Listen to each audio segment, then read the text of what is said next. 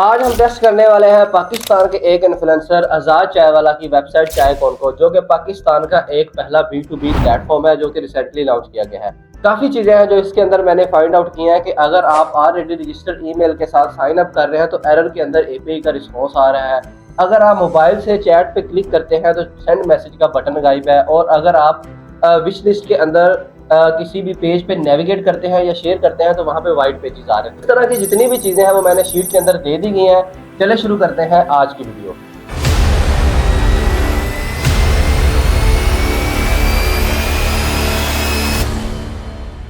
सबसे पहले हम बात करते हैं मेन लैंडिंग पेज की। यहाँ पे इन्होंने एक फीचर दिया हुआ है कि आप प्रोडक्ट की जो प्राइस है वो PKR में भी देख सकते हैं और डॉलर के अंदर भी देख सकते हैं। अगर हम साइड मेन्यू के अंदर जाएं तो यहाँ पे USD ऑलरेडी सिलेक्टेड आ रहा है, लेकिन जो प्राइस सिलेक्टेड है वो PKR है। अगर मैं इसको चेंज भी करता हूँ, PKR में करता हूँ, पेज पूरा रीलोड हो रहा है, लेकिन यहाँ पे जो वैल्यू सिलेक्टेड है वो USD है।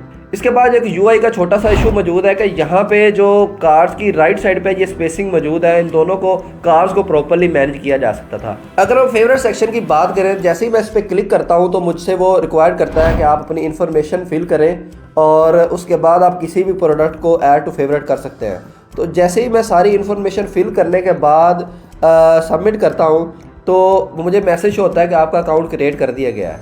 और जैसे ही मैं दोबारा यहाँ पे क्लिक करूँगा तो अगेन वही पॉपअप शो हो रहा है कि आप दोबारा साइन इन या साइन अप करें ऑलरेडी। हालांकि मैं ऑलरेडी साइन अप कर चुका हूँ, जो कि डैशबोर्ड यहाँ पे मुझे बाहर डैशबोर्ड लॉगआउट का बटन भी नज़र आ रहा है। इसके बाद अगर आप प्रोडक्ट डिटेल पेज पे जाते हैं और किसी भी चैट सेक्शन पे क्लिक करते हैं तो चैट का एक पॉपअप शो होता है। आप यहाँ पे कुछ भी मैसेज इंटर करें और इसके बाद सेंड करने का जो बटन है वो ही मोबाइल रिस्पॉन्सिव के अंदर मिसिंग है।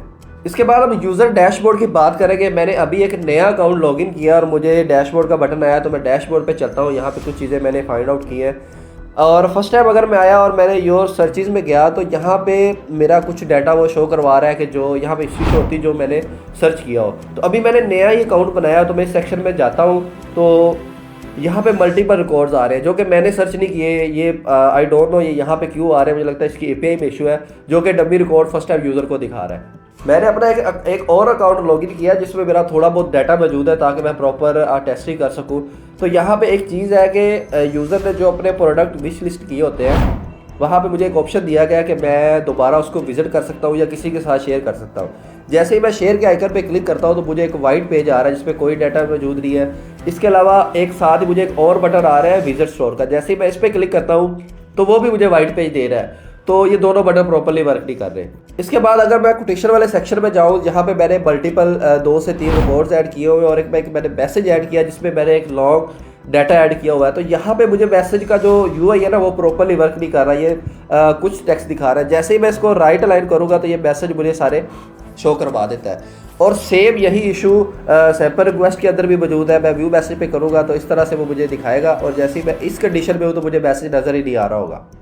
मैंने एक सेलर का अकाउंट लॉगिन किया है, तो यहाँ पे मैंने कुछ चीज़ें जो फाइंड आउट की हैं। एडिट प्रोफाइल के अंदर एक ऑप्शन दिया गया है जहाँ पे मैं अपने बिजनेस आवर्स ऐड कर सकता हूँ। तो बिजनेस आवर्स का जो सेक्शन है वो पूरा ही मैसअप हुआ हुआ है UI के रिगार्डिंग, जो क्लोज्ड है या इस तरह की चीज़ें जितनी भी हैं वो एक दूसरे के ओवरलैप कर रही हैं। तो ये इसको थोड़ा सा प्रॉपर UI की इम्प्लीमेंटेशन होनी चाहिए थी। तो इस तरह की जितनी भी चीज़ें थी मैंने इस वीडियो में आपको दिखाई है। डिस्क्रिप्शन में आपको लिंक भी मिल जाएगा जिसमें मैंने सारे बग्स की एक प्रॉपर रिपोर्ट भी बना दी। अगर आप चाहते हैं कि मैं किसी फेमस वेबसाइट या ऐप की टेस्टिंग करूं तो नीचे ज़रूर कमेंट आउट करें और हमारे चैनल को लाइक करें और पोस्ट को शेयर करें। मिलते हैं नेक्स्ट वीडियो में।